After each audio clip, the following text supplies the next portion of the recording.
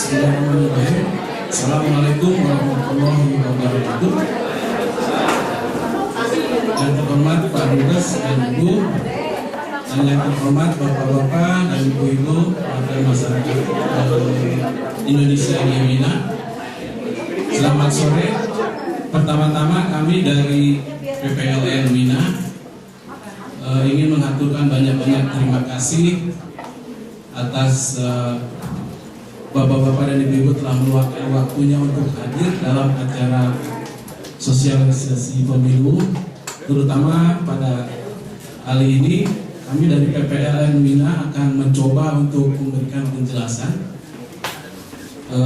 tata cara pemberian suara dan pemungutan suara yang akan dilaksanakan tanggal 5 April, jadi minggu depan. Menjelang pemilu ini memang dampaknya sangat besar sekali kita rasakan, terutama saya yang biasanya istri saya itu biasanya pendiam gitu, banyak ngomong gitu dulu, dan banyak apa-apa selalu cerewet lah gitu. Tapi pada saat ini dia pendiam. Terus saya tanya, kenapa? Kok sekarang jadi pendiam? Kan pemilu kan? Saya bilang, apa urusannya dengan pemilu? Kayak nggak tahu aja, ada uang, ada suara.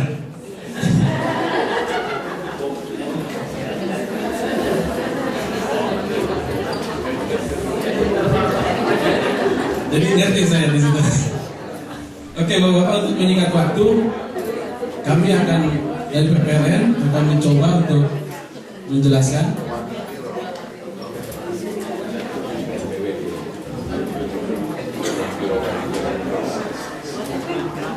Jadi dasar hukum pemilu, saya tidak akan baca satu persatu. Ini dimulai dari Undang-Undang Dasar 45 Pasal 22, kemudian banyak lagi Undang-Undang Nomor 2, 15, 2011, Undang-Undang Nomor 8, dan Undang-Undang Nomor 42. Kita masuk kepada regulasi pemilu di luar negeri saja. Ini didasarkan pada Undang-Undang Nomor 8 Nomor 2012, terutama Pasal 158. Dinyatakan bahwa pemungutan suara bagi warga negara yang berada di luar negeri itu hanya untuk calon anggota DPR. Terus pasal 323, hasil perolehan suara dari pemilih luar negeri dimasukkan sebagai perolehan suara untuk daerah pemilihan Provinsi DKI Jakarta wilayah 2. Yang dimaksud dengan wilayah 2 di sini meliputi kota Jakarta Pusat, luar negeri, dan Jakarta Selatan.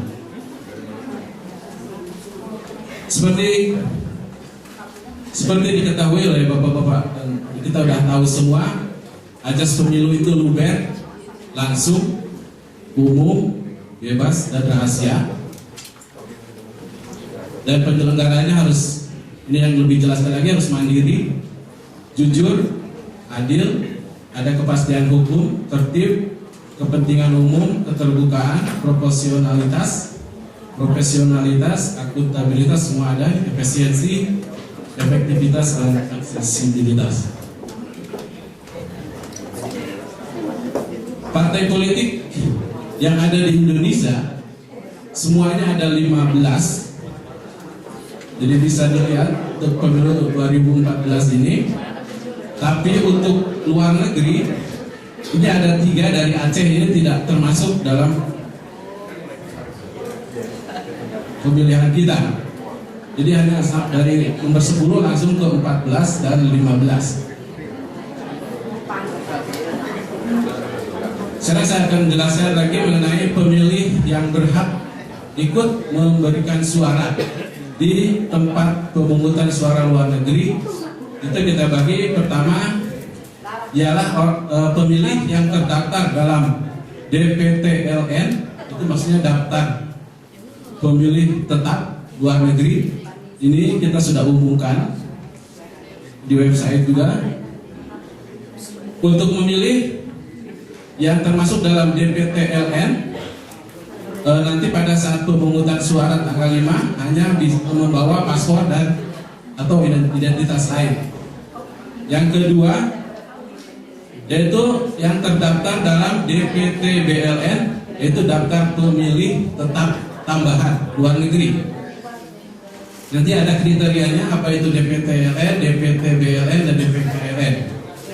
Untuk DPT yang terdaftar dalam DPT BLN, pada saat pemilihan nanti cukup membawa paspor dan identitas lain serta model A5 luar negeri, atau yang misalkan yang pindah dari Indonesia membawa A5 atau dari luar negeri, dari wilayah lain kita bawa, itu masuk ke DPT BLN. Terus yang ketiga, kita kategorikan kepada daftar pemilih khusus luar negeri, kita namakan DPKLN. Ini juga bisa memberikan suara dengan membawa paspor dan identitas lain. Nanti saya jelaskan apa itu DPKLN. Dan juga DPKTBLN, itu daftar pemilih khusus tambahan luar negeri. Juga dalam saat pemilih membawa paspor dan identitas lain. Jumlah pemilih tiap tempat pemungutan suara luar negeri paling banyak 500 orang.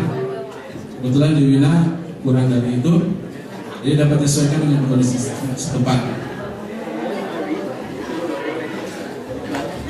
Mekanisme daftar pemilih tambahan luar negeri, kita sebut daftar pemilih tambahan luar negeri dengan kondisi pemilih itu sedang tugas contohnya, atau sedang rawat inap di Wina, tapi dia berasal dari daerah lain, terus menjalani tahanan atau dalam tugas belajar atau pindah domisili atau dalam kondisi tertimpa bencana.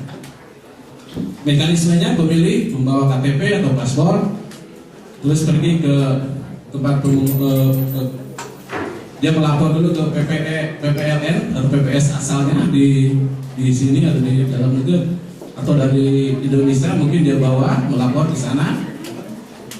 Kemudian pemilih melapor paling lama 3 hari sebelum hari H dengan membawa KTP, paspor dan lain-lain, atau yang sudah memiliki A5, kalau dia membawa A5 ke PPLN yang dituju. Nah, nanti kita catat dalam DPT BLN. Terus untuk daftar pemilih khusus luar negeri, yaitu pemilih yang tidak terdaftar dalam DPT-LN dan juga DPT BLN tadi tambahan, dengan syarat pemilih tersebut mempunyai paspor, atau pemilih tidak punya paspor atau paspor yang kadaluarsa tapi punya identitas lain yang authentic. Pemilih dari dalam hal ini mekanismenya pemilih melapor paling lambat 60 hari sebelum hari H. Tapi ini sudah ke PPLN. Kemudian kita mencatat di DPKLN dan kita juga melaporkan ke KPU untuk orang-orang DPKLN ini. Dan nanti kita akan berikan surat suara untuk mencoblos di tempat kita. Untuk daftar pemilih khusus tambahan yang ini, pemilih yang tidak terdaftar dari ketiga kategori yang tadi.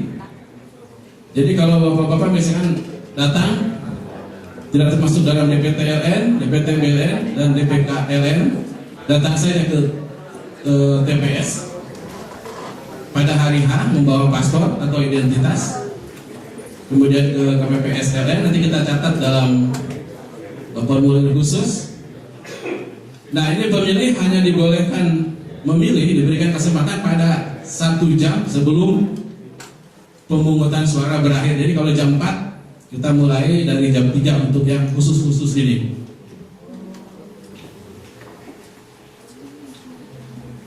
Waktu pemungutan suara dan penghitungan suara ini untuk diingat oleh bapak-bapak dan ibu-ibu.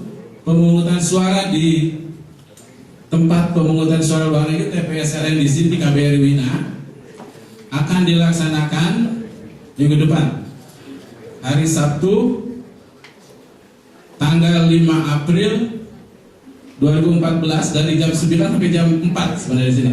Saya koreksi, bukan jam 6. jam 16.00. Kalau melalui pos kita sudah kirim juga undangan yang untuk di Wina dan untuk melalui pos.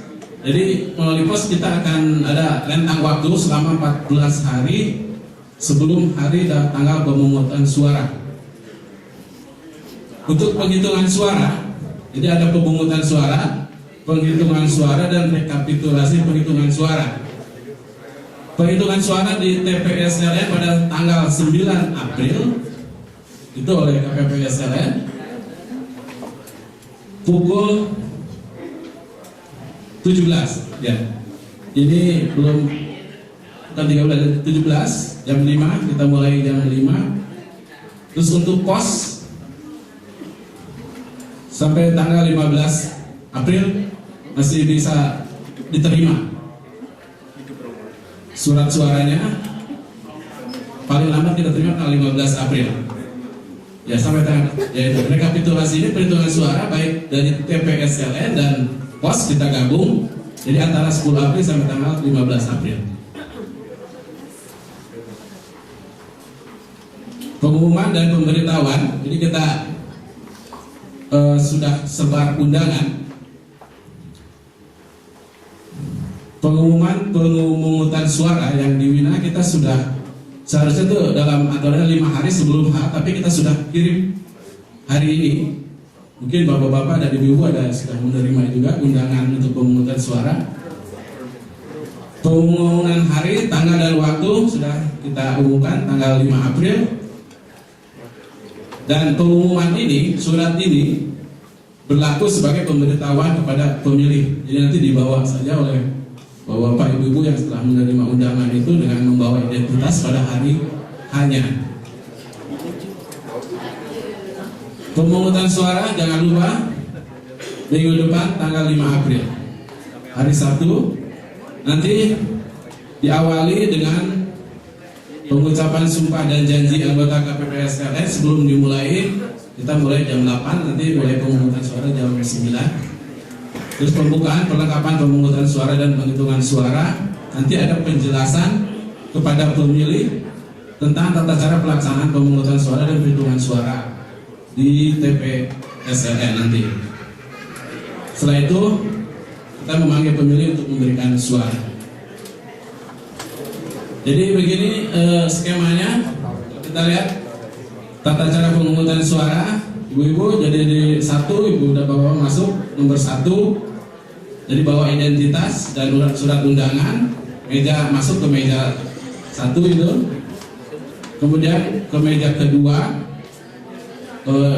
meja 1 itu dicek dulu identitasnya dan ada dalam daftar DPTL apa tidak. Setelah itu masuk ke meja berikutnya untuk diberikan kartu suara. Nah, kartu suara ini sebelum dicoblos dilihat dulu lengkap apa tidak. Jadi para pemilih bisa menceknya.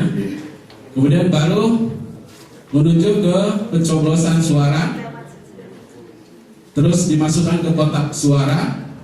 Setelah itu terakhir ibu-ibu diberi tinta. Itu tandanya sudah mencoblos. Ibu-ibu dan bapak-bapak ya.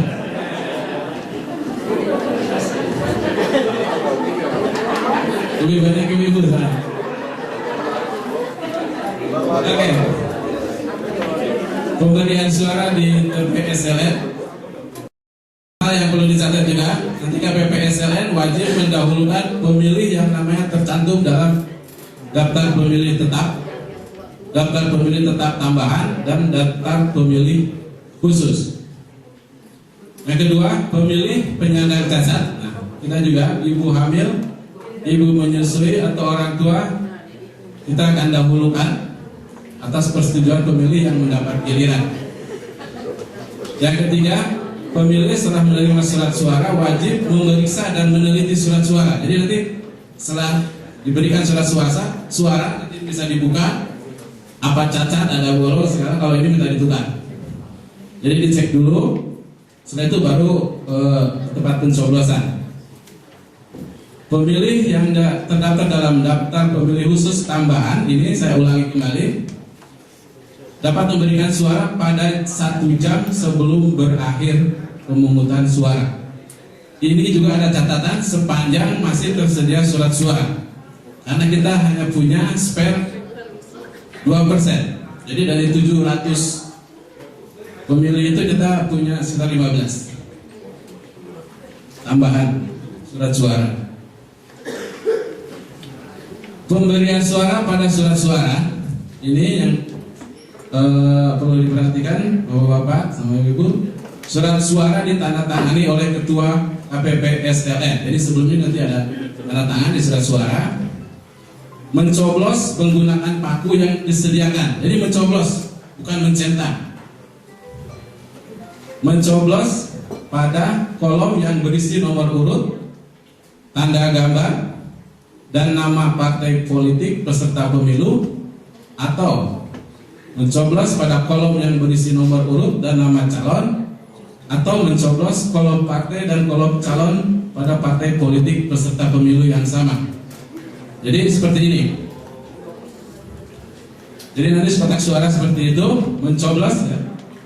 Bagaimana mencoblos? Itu bukan mencetak, satu kali pada nomor atau tanda gambar partai politik dan atau nama calon pada surat suara. Jadi satu kali. Yang ideal satu kali. Jangan berkali-kali kalau bisa. Itu contohnya, itu belum nggak sah. Nah ini kita lihat kalau dia coblos nomor 3 di partai durian itu, ini sah suaranya. Tanda coblos pada kolom yang memuat nomor urut, tanda gambar dan nama partai politik, suaranya dinyatakan sah. Ini untuk partai politik. Yang kedua, dicoblos tanda coblos pada kolom yang memuat nomor urut dan nama calon anggota, suaranya dinyatakan sah untuk nama calon yang bersangkutan dari partai politik yang mencalonkan. Jadi kira-kira ibu-ibu nomor berapa? Nah itu yang sah, harus pas di itu untuk calon tersebut. Berikutnya, ini kalau ada dua coblos begini, tanda coblos pada kolom yang memuat nomor urut, tanda gambar dan nama partai politik, serta tanda coblos pada kolom yang memuat nomor urut dan nama calon dari partai politik yang bersangkutan. Ini juga sah, tapi suaranya untuk nama calon yang bersangkutan dari partai politik yang mencalonkan. Berikutnya, ini kalau 3 kali coblos begini, kemungkinan juga bisa terjadi. Ini tanda coblos pada kolom yang memuat nomor urut, tanda gambar dan nama partai politik, serta tanda coblos lebih dari 1 calon pada kolom yang memuat nomor urut. Ada 2 calon yang dicoblos dengan partai yang juga dicoblos, ini sah juga. Tapi ini suaranya untuk partai politik yang bersangkutan. Berikutnya, ini kalau tanda coblos pada kolom yang memuat lebih dari 1 nomor urut nama calon. Jadi dicoblos nomor 2 calon. Ini juga sah. Suaranya ini termasuk juga dalam suara partai untuk partai politik. Berikutnya lagi ada 3 di sini dicoblos dalam kolom yang sama. Ini juga dinyatakan sah hanya untuk calon. Jadi kalau dalam kolom tersebut 3 kali atau berapa kali itu, tapi dalam kolom orang tersebut maka itu sah untuk calon dari partai tersebut.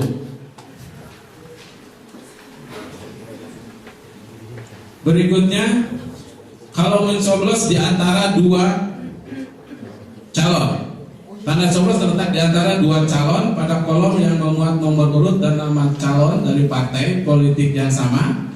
Ini juga suaranya sah dan akan masuk ke partai politik. Berikutnya, ini di garis.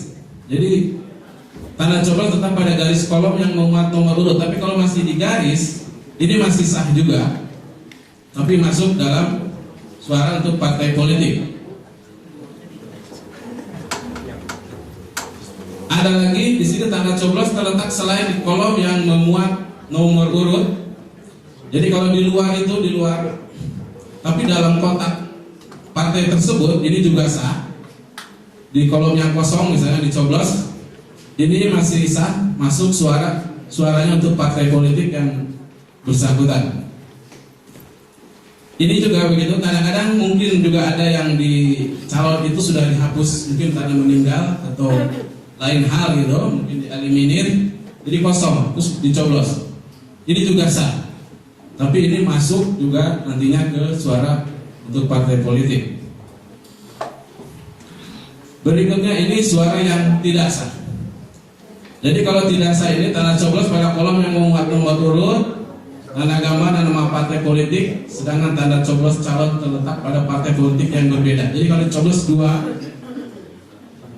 dua partai itu tidak sah. Berikutnya mencoblos di luar kotak. Ini juga tidak sah. Tapi kalau pas garis tadi masuk. Juga di antara dua kotak tapi di tengah tidak masuk dalam kotak, ini juga tidak sah.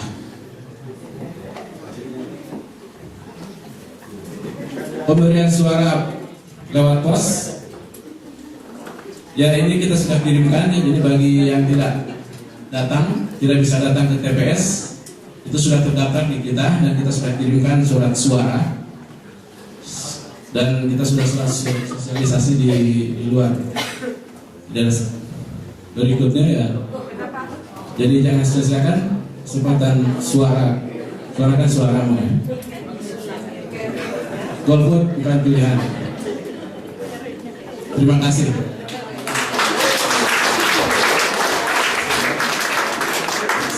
Saya akan tunjukkan tanda gambar mungkin yang tadi dan nah itu dulu. Ini surat suaranya nanti seperti ini. Partai yang akan surat suara yang akan dicoblos itu seperti ini. Jadi ada 1, 2, 3, 4. Jadi semuanya 12.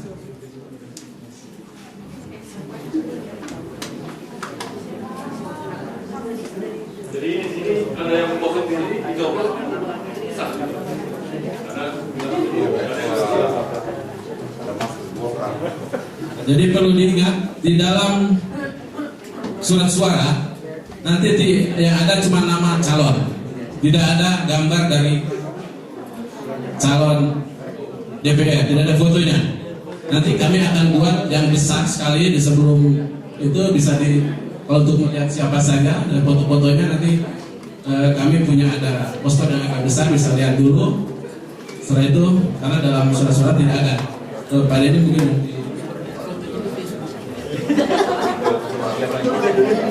ini caleg-caleg kita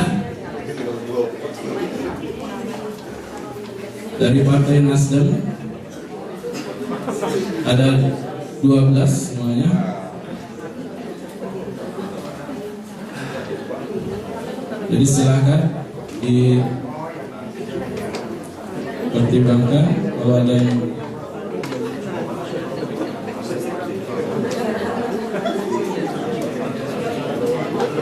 jadi hanya itu yang bisa kami sampaikan. Kalau ada tanya jawab silakan. Siapa yang mau bertanya langsung aja.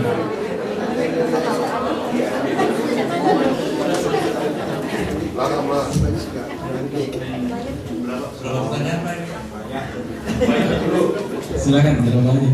Nanti kita jawab bersama-sama.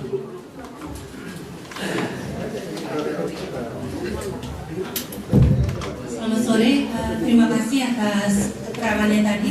Saya ada 2 pertanyaan. Pertanyaan saya, pertama saya mohon maaf, saya tidak tahu banyak mengenai ini, tapi saya ingin tahu apakah pengaruh dari pemilu ini pemilu legislatif DPR kan?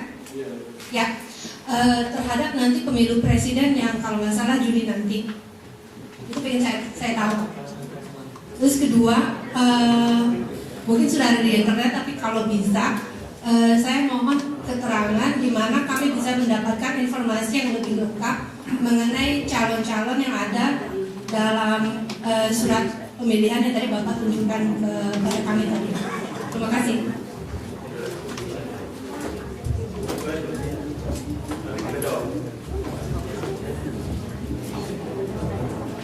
Assalamualaikum warahmatullahi wabarakatuh. Selamat malam. Yang terhormat Pak Dubes, Bapak Ibu semua. Terima kasih Pak Suhermanto dan Pak Victor. Saya punya dua pertanyaan Pak. Yang pertama mengenai undangan. Itu dikirimnya hari ini ya Pak ya? Melalui pos atau lewat email? Melalui pos. Melalui pos. Oke. Alamat masing-masing. Baik. Kemudian yang kedua, sebenarnya menyambung pertanyaan yang terdahulu, apakah mungkin kami dikirim lewat email barangkali daftar nama semua calon itu supaya kami masih punya cukup waktu untuk mempelajarinya lebih teliti, dan itu juga tentu akan menghemat waktu pada saat proses pencoblosan nanti. Terima kasih Pak. Assalamualaikum warahmatullahi wabarakatuh.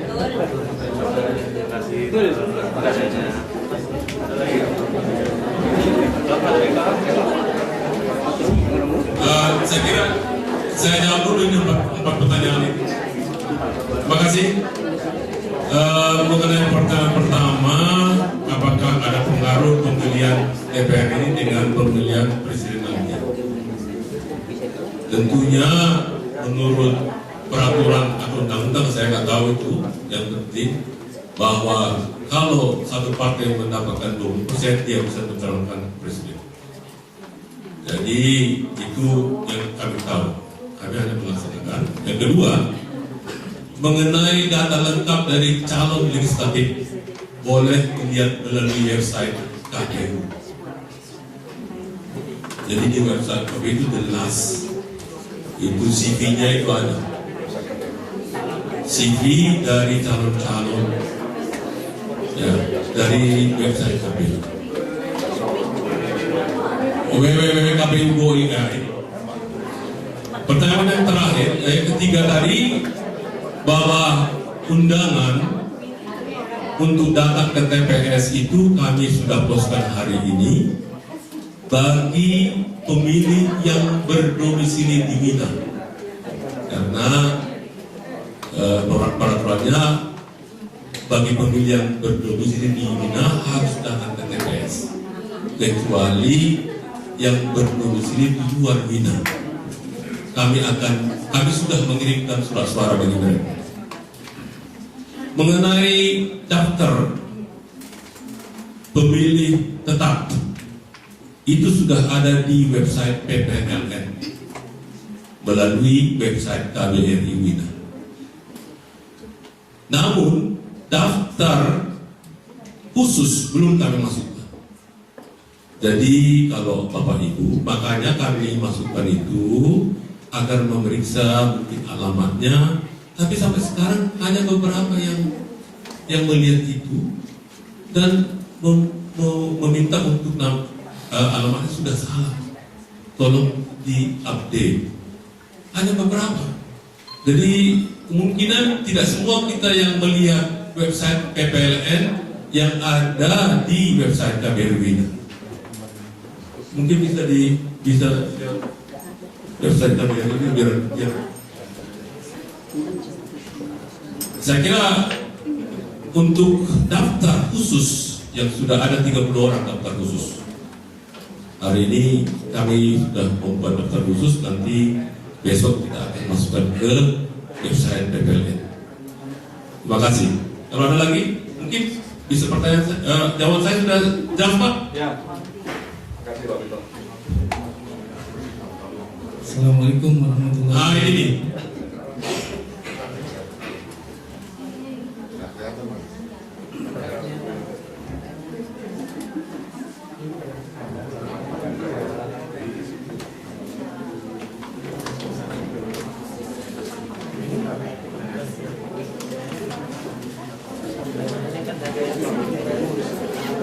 Silakan Pak.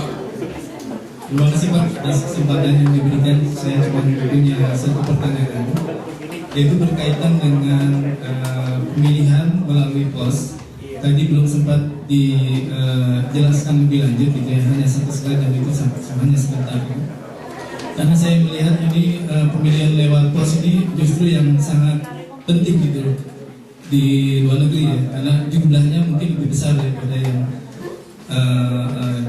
yang memilih. Bagaimana verifikasi dari pemilih melalui pos ini, karena saya melihat di daftar tetapnya sendiri masih ada beberapa nama yang sebenarnya sudah tidak ada lagi di sini, tapi masih ada kan, karena verifikasi alamat itu kan cuma mengirim alamat, kalau tidak tertolak berarti orangnya ada, padahal bisa jadi orang itu sudah diisi orang, alamatnya sudah diisi orang lain gitu.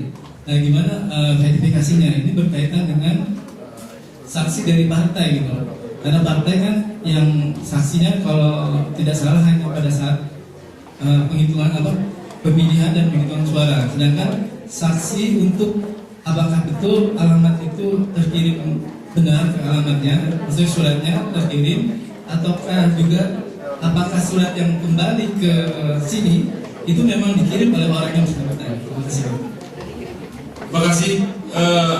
Seperti Bapak Ibu ketahui, sebelum terjadi itu daftar pemilih tetap luar negeri, kita sudah mengeluarkan daftar sementara pemilih luar negeri. Data ini kita dapat aslinya dari konsuler KBRI. Tentunya alamatnya salah, sudah pindah, nggak pernah melapor, dan ini sudah kita sosialisasi melalui website, Facebook, sosialisasi terbuka, dan ini yang harus yang kita dapat lakukan, Pak. Dan ini sudah kita kirim surat juga melalui pos sebelumnya ini bahwa Anda itu benar tangga alamatnya. Dan ternyata yang sudah ada kami ini masih ada juga. Kami tadi kedapatan sudah pulang, Kak. Kalau pulang bulan yang lalu bagaimana kita mau membuat itu? Kalau tidak ada yang pulang meminta A5 kami berikan, tapi kalau pulang tidak minta apa-apa, bagaimana kita tahu bahwa dia sudah pulang? Tentunya kita hanya melihat apa yang kita dapat dari pemilih. Kalau suratnya masuk tidak kembali, baru kita coret. Itu pun tidak langsung dicoret, bisa saja dia menuntut, loh saya kan sudah pindah Pak. Sehingga kita kita tunggu beberapa bulan ini untuk menentukan siapa alamat yang salah ini, yang sudah kembali surat yang kita kirim ini.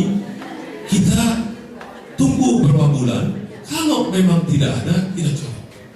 Tetapi bagi orang yang pulang tidak melapor, bagaimana kita mau ngecek? Jadi saya kira dengan surat suara yang kita sebarkan, kalau ini melebihi dari surat suara yang kita tebarkan, mungkin ada kesaksian. Tapi kalau kurang dari yang ini, dan ini jatuh kepada orang lain, kalau jatuh kepada orang lain, tentunya bagaimana kita memverifikasi ini? Saya kira sudah maksimum kita membuatnya, bahwa kita harus minta persetujuan, kemudian kita update. Kalau memang surat ada sekitar 100, ada sekitar 50 yang kembali, itu surat yang kami kirim melalui data yang ada itu hampir 30 kita coret. Karena tidak kembali berapa bulan kita tunggu, tidak ada kepastian kita coret. Jadi dari daftar kita sekarang di PT, kalau ada pun Bapak melihat, malah kami juga dari TPI sudah mengecek melalui Facebook. Kalau nama-nama ini kan kita dapat juga, Pak, ini teman ini sudah pulang. Ini sudah pulang. Dari saya di Gras, ini sudah pulang Pak. Inilah yang kami laksanakan selama ini untuk mendapatkan daftar pemilih tetap. Ada lagi? Silakan.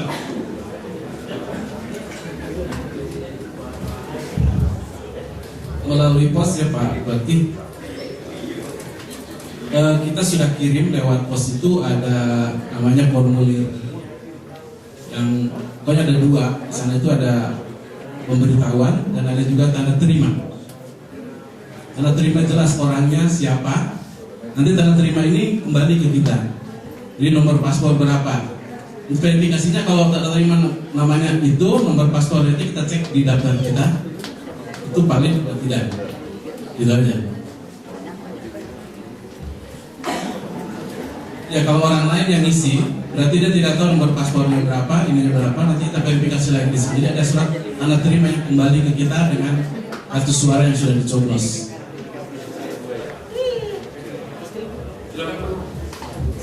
Assalamualaikum warahmatullahi wabarakatuh. Sebelumnya izinkan saya mengucapkan terima kasih ya sebesar-besarnya kepada bapak-bapak tim BPLN dan juga di KPPSLN.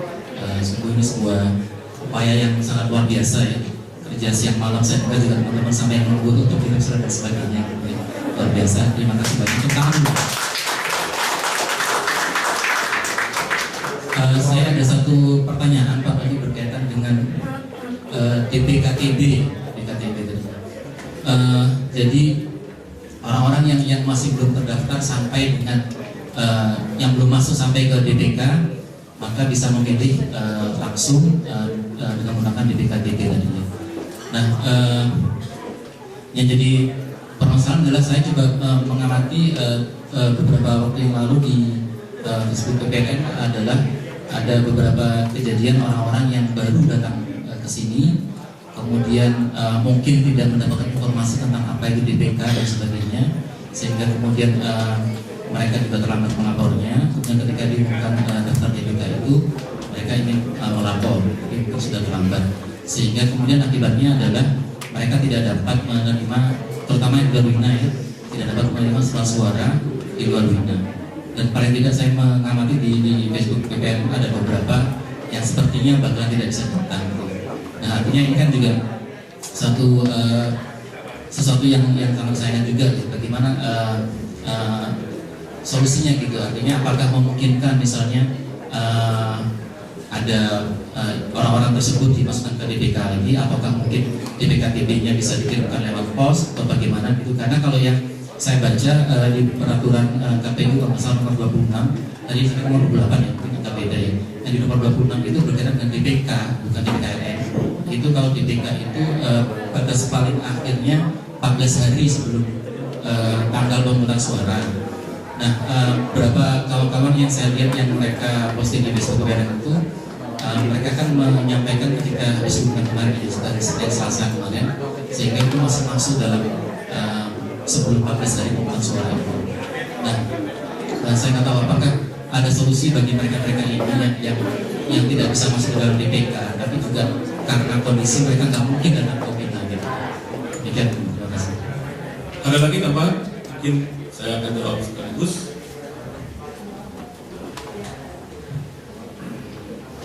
Ada lagi yang mau bertanya?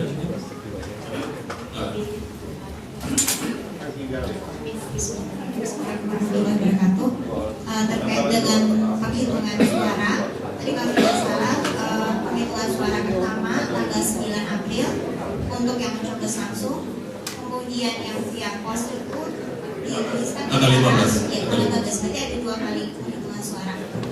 Tanya saya berarti apakah tanggal 9 itu kemudian buat jumlah penghitungan suara sementara atau ditunggu sampai tanggal 12? Kemudian yang kedua, bagaimana mekanisme pengawasan dengan surat-suara yang datang lewat pos tanggal 10 sampai 15? Terima kasih. Terima kasih. Tadi pertanyaannya memang sesuai dengan peraturan KPU nomor 28 itu surat suara sudah harus dikirim 14 hari sebelum perhitungan suara.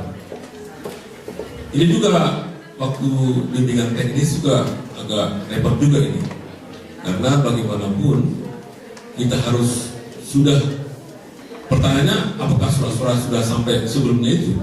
Nah itu diragukan juga waktu itu, tapi ternyata surat suara sudah kita terima tanggal 19 Maret, jadi ada waktu bagi untuk mengakomodir teman-teman yang baru datang.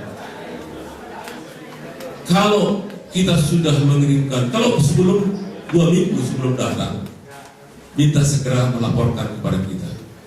Kita akan akomodir.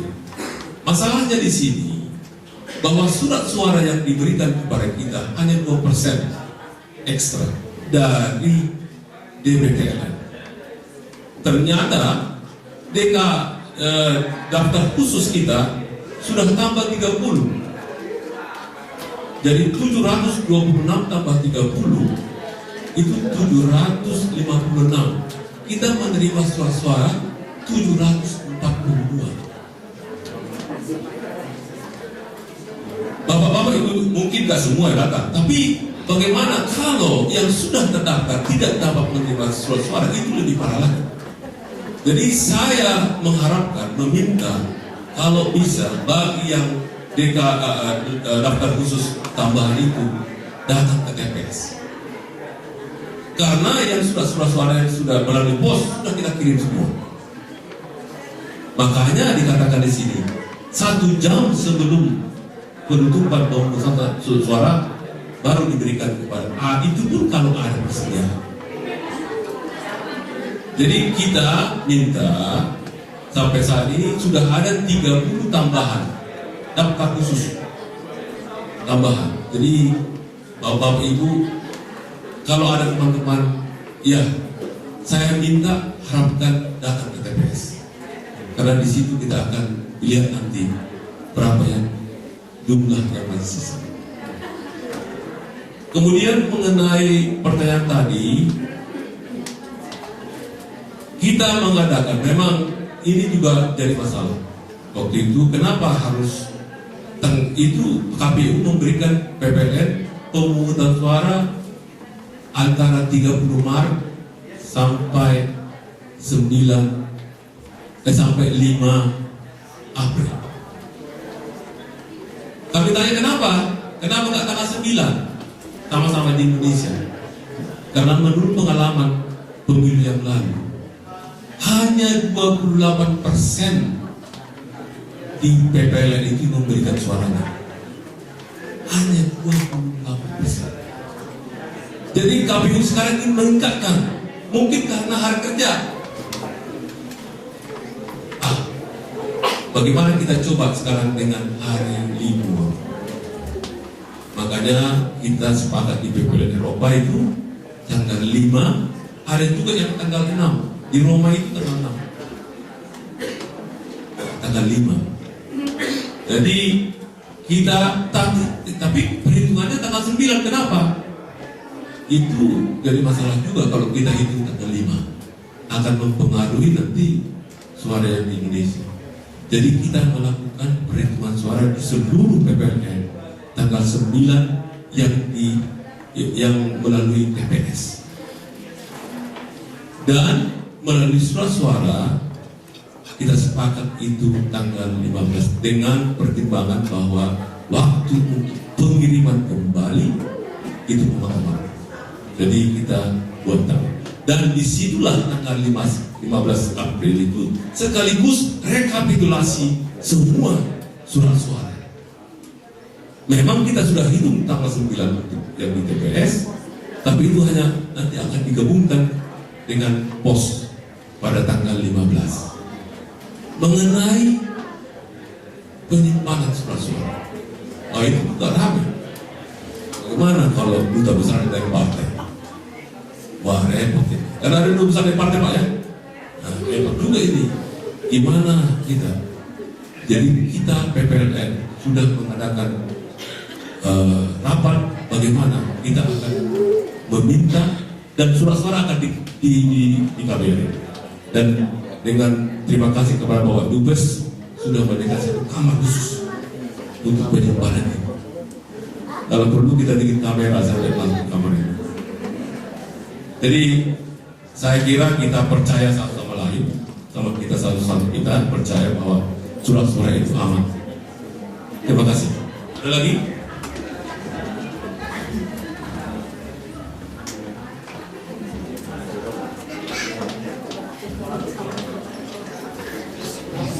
Jadi sudah jelas tanggal 5 April mulai jam 9 sampai jam 4 sore. Kami mengharapkan Bapak Ibu, saudara sekalian, untuk kita mensukseskan demokrasi kita supaya tujuan kita adalah negara yang adil dan baik. Terima kasih. Kalau tidak ada pertanyaan lagi, mungkin dari Pak Aja, mungkin tadi lihat saya. Oh, pribadi, kalau Pak Aja terlalu tanya langsung di kantor.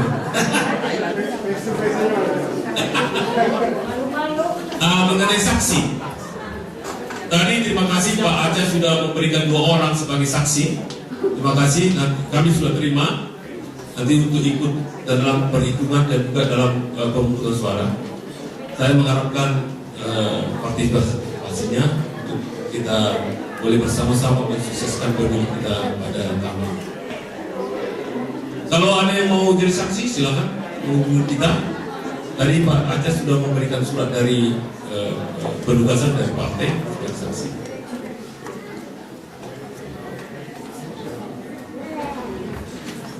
Pak Sugeng ini sudah dia apa? Pas dia ada pertanyaan, ngecek.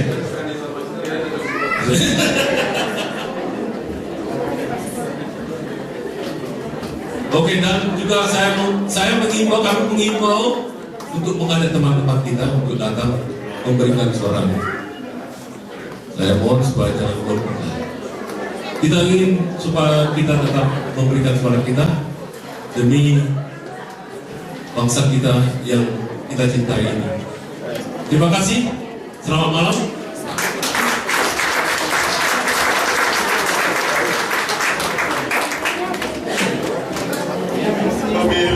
Sebagai tambahan informasi, saya tadi sudah lihat. Jadi jumlah DPTLN kita, daftar pemilih tetap luar negeri 726. Daftar pemilih tambahan luar negeri 1 orang dari PPLN Prambut.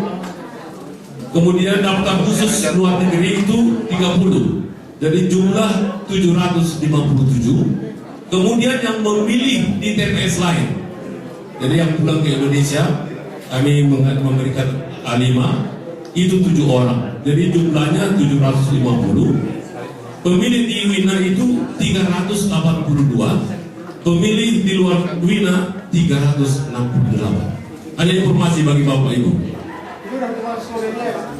Itu termasuk Slovenia ya. Slovenia hanya 25 orang. Terima kasih.